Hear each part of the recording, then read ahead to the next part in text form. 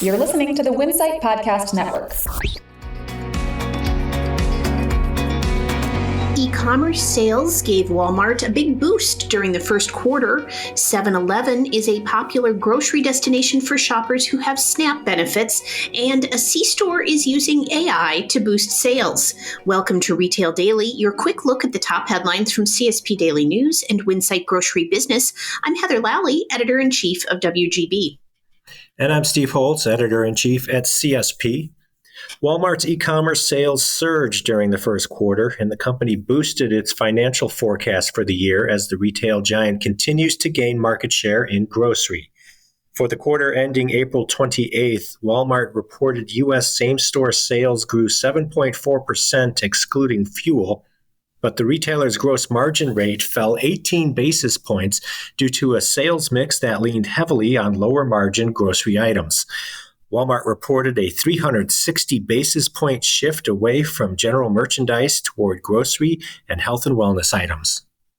3/4 of SNAP shoppers buy groceries at 7-Eleven stores compared to just more than 1/3 of non-SNAP shoppers. That's according to new data from Numerator.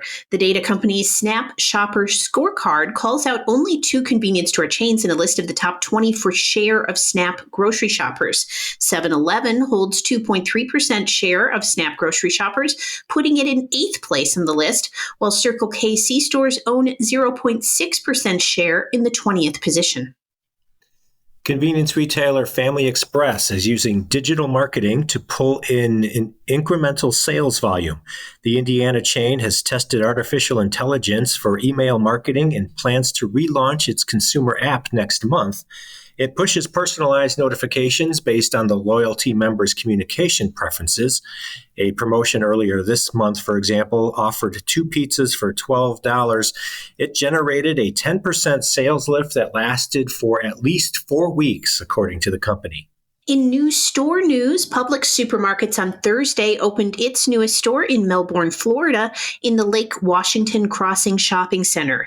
Meanwhile, shopping mall operator Regency Centers Corp. confirmed with WGB this week that Publix is headed to Atlanta's Buckhead neighborhood's famed Disco Kroger location, which closed last year.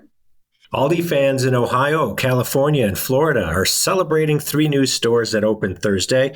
Last month, the discount grocer revealed plans to add a total of 120 new locations in 2023. This growth plan will bring Aldi's store count nationwide to more than 2,400 locations by the end of this year. Kevin Holt, the former CEO of Ahold Delhaize USA, has been elected to the board of directors at Loblaw Companies, Canada's largest food and drug retailer. Holt recently stepped down at Ahold Delhaize under a succession plan promoting J.J. Fleeman to CEO. Also elected to Loblaw's board at its annual shareholder meeting was Shelley Broader, a former Walmart Canada CEO and supermarket executive at Delhaize America. In other Loblaw news, the retailer's Real Canadian Superstore grocery banner is piloting the in-store sales of major appliances via a partnership with Canadian Appliance Source. More than a dozen top brands will be sold under a store-within-a-store model with appliances on display in a 1,900 square foot space.